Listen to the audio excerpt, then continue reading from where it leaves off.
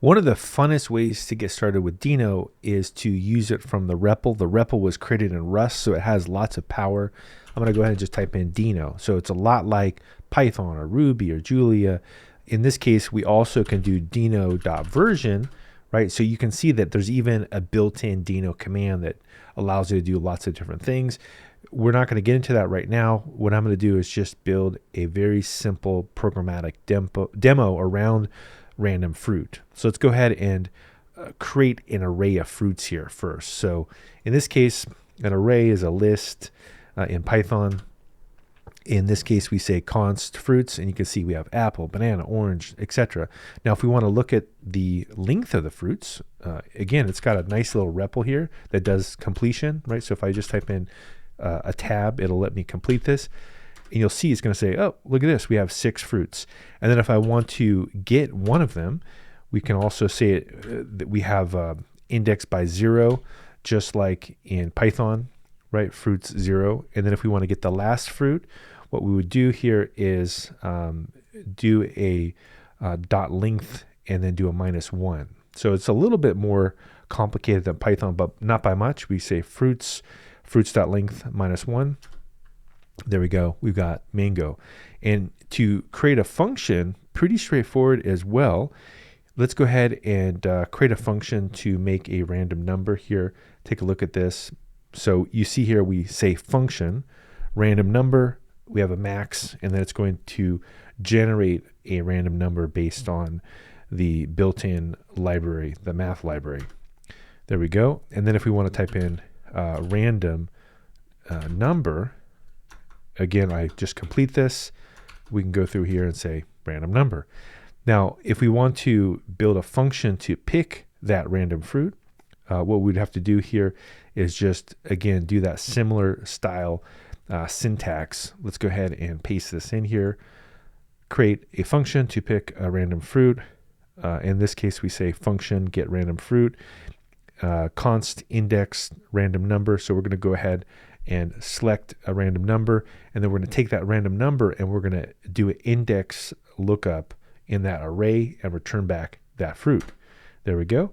And then we just type in get random fruit.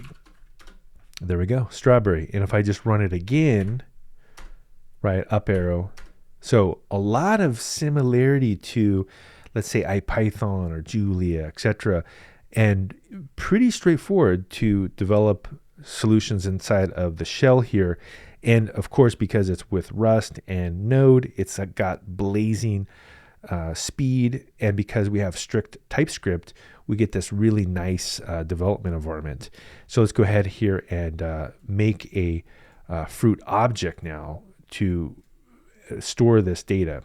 So in this case here, we say const fruit details, and we can see here now we can do key value lookups, right? Name, apple, color, red, emoji, right? And then we can actually access this by just typing in fruit details name. Again, I just do a tab complete, pretty cool. And then I go here and I say fruit details emoji. Again, we're able to get that Unicode character. And then if I want to create an array of fruit objects, in this case, let's go ahead and paste this in here. Also works pretty well for this particular scenario. Let's go ahead and make a little bit more room here. And what I'm going to do next here is I'm going to update the random fruit function to use objects. So we're going to make this a little bit fancier. In this case, this will allow us to use some object-oriented programming techniques here. In this case, we're going to say, hey, let's go ahead and use this object-oriented approach here. And then we can say const my fruit, and we'll say get random fruit object. And now we can just say my fruit here.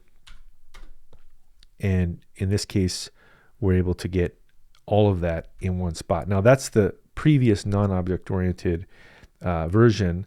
Now let's go ahead and do the object oriented version. In this case, this will be the object, and you can see the difference between the two. And now we'll say my fruit 2 will be, well, we'll just say my fruit. That would be the best way to go because we overrode it. And now you can see here we've got the object. So it's a lot of similarity to Python. You can see that you're able to think of things as an object, as a key value pair here. And then if we want to go through and do a loop to get a 5 random fruit here, pretty straightforward as well. Let's go ahead and do that. Let's go ahead and paste this. There we go. And we're able to get that fruit. And if we want to get a fruit counter, so this is a common programming thing that you have to do is, hey, I want to count how many things I have. And so I want to do a const that's initialized with 0. And then I want to go through here and I want to count 20 items. Let's go ahead and paste that in. And we can see here basically for let I equal 0, I under 20. Let's go ahead and count how many fruits we have. In this case, we only had 5 fruit, so we get a counter of 5 fruits. And we want to see our fruit counts here. We can also do that as well, but we can just type in fruit and do counter. And this is that initialization we did earlier. And then you can see here that we've got that fruit counts inside of here: orange 6, apple 5, banana 1, etc. Now, if we want to make a import here, this is also kind of cool. If we go through here and we import a color library, take a look at this. This is kind of cool, is that you can actually do this one-liner. So again, it's a lot like Python where you just say import some library that's a third-party library if it's in your environment. In this case, we're going to import something from Deno land, and this is just a URL, and it's going to say colors.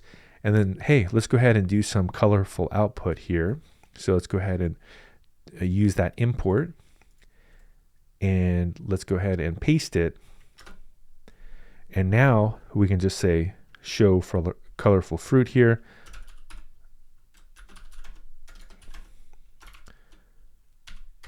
There we go, apple, banana, right? And so we're able to add that color to the text. That makes it pretty cool. So in a nutshell, Deno is a great REPL to program with, and it really is comfortable if you're familiar with other languages, and it's just blazing fast and easy to import third-party libraries. So if you are doing things with Node and TypeScript, which if you're going to do something with the front end, you're often going to need that. Or if you're just doing basic scripting, don't sleep on the Deno REPL. It's very